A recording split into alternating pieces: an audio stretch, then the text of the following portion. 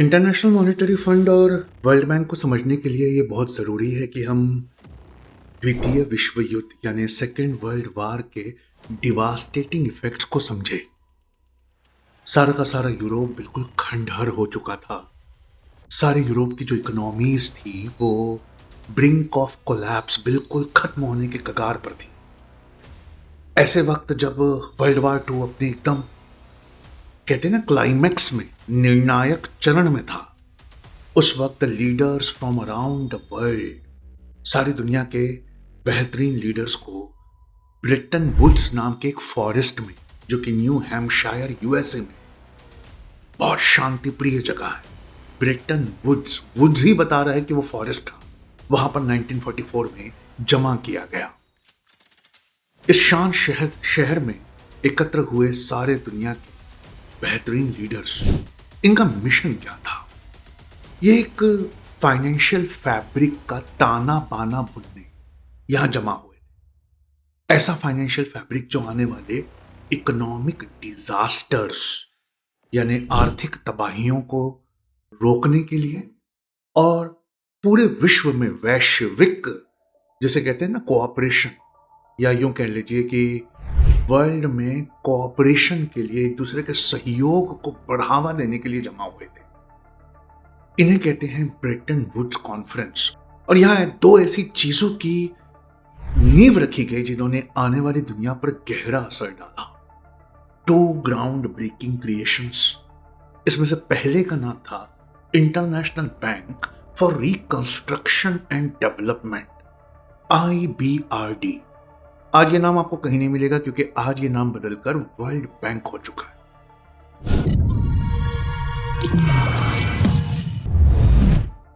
और बिल्कुल ठीक इसी तरह इंटरनेशनल मॉनेटरी फंड, इसकी भी नींव रखी गई। तो इन्हें यूं कहते हैं कि साहब ये ब्रेटन वुड्स जुड़वा है, ब्रेटन वुड ट्विंस हैं।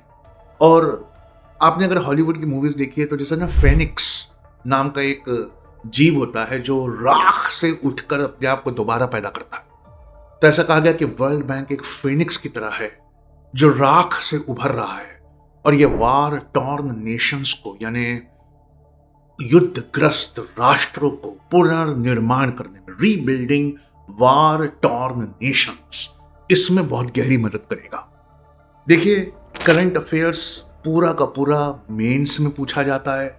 मेंस पूरा करंट अफेयर्स ओरिएंटेड होता है और पिछले 3 साल के अखबारों और मैगजीन्स में जो गहरे वर्ड आए हैं उनके एडिटोरियल्स में, उसे मैं एक बार इंग्लिश में और एक बार हिंदी में बोलने की कोशिश करूंगा ताकि ये वर्ड आपके साथ जिंदगी भर रहे।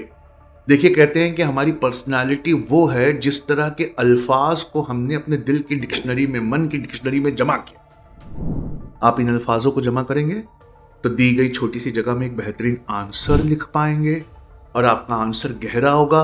यूपीएससी एक रिलेटिव कंपटीशन है।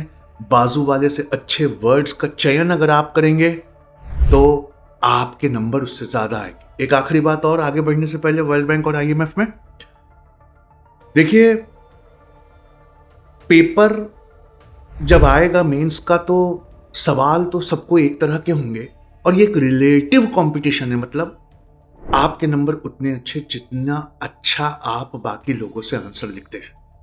मेरे हाथ में यह था कि मैं इंग्लिश में पढ़ा हूं, मैंने 17 साल इंग्लिश में पढ़ाया है, लेकिन मैं नहीं चाहता कि हिंदी और उर्दू के बच्चे भी छूट जाएं।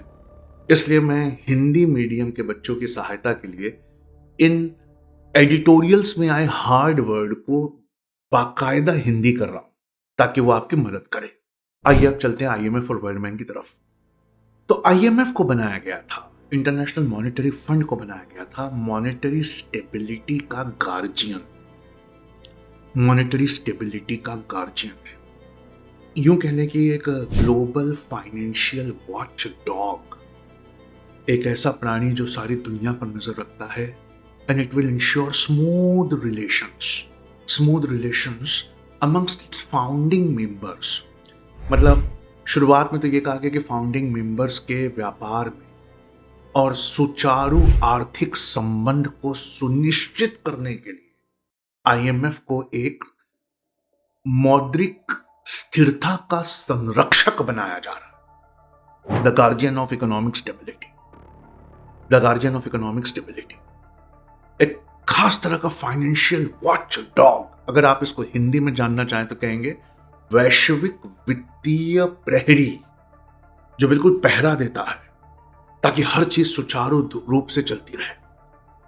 आज आईएमएफ में 189 मेंबर्स हैं और हमारी कंट्री इंडिया जो है इसकी फाउंडिंग मेंबर है।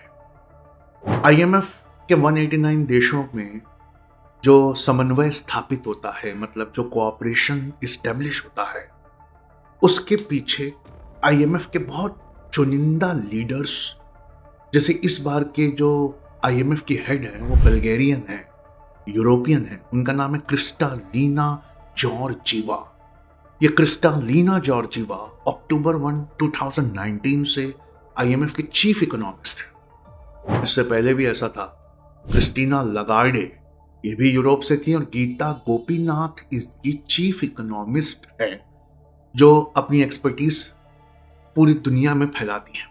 अब यहां पर ना पहला एक पॉइंट ऑफ कंटेंशन आता है, मतलब पहला लड़ाई करने की एक बात आती है, वो ये है कि आईएमएफ की लीडरशिप हमेशा यूरोप को दी जाती है और वर्ल्ड बैंक की लीडरशिप हमेशा यूएसए अपने हाथ में रखती है। ये इसका पहला क्रिटिसिज्म है इंटरनेशनल मॉनेटरी फंड का कि साहब आप आईएमएफ की हमेशा जो लीडरशिप है वो यूरोप से, यानी अमेरिका के एलाइज में से लेते हैं, और इसको चयन करने का एक तरीका होता है।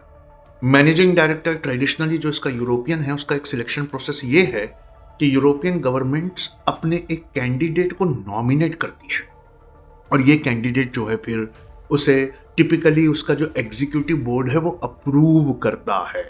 यूएसए की गुंडागर्दी के अंदर, मतलब यूएसए की धौंस के अंदर आपके पास कोई और ऑप्शन नहीं है, क्योंकि यूएसए के जो शेयर्स हैं वो आईएमएफ और वर्ल्ड बैंक में सबसे ज्यादा है। तो क्रिस्टालिना जॉर्जीवा ये बुल्गारिया से है। इसी तरह ठीक वर्ल्ड बैंक के जो हेड होते हैं वो ट्रेडिशनली अमेरिकन होते हैं। यूएसए उसको अपने हाथ में रखता है और यूएसए अपनी पोजीशन को लिवरेज करता है, मतलब अपनी पोजीशन का बखूबी फायदा उठाता है president of the world bank को नॉमिनेट करने में।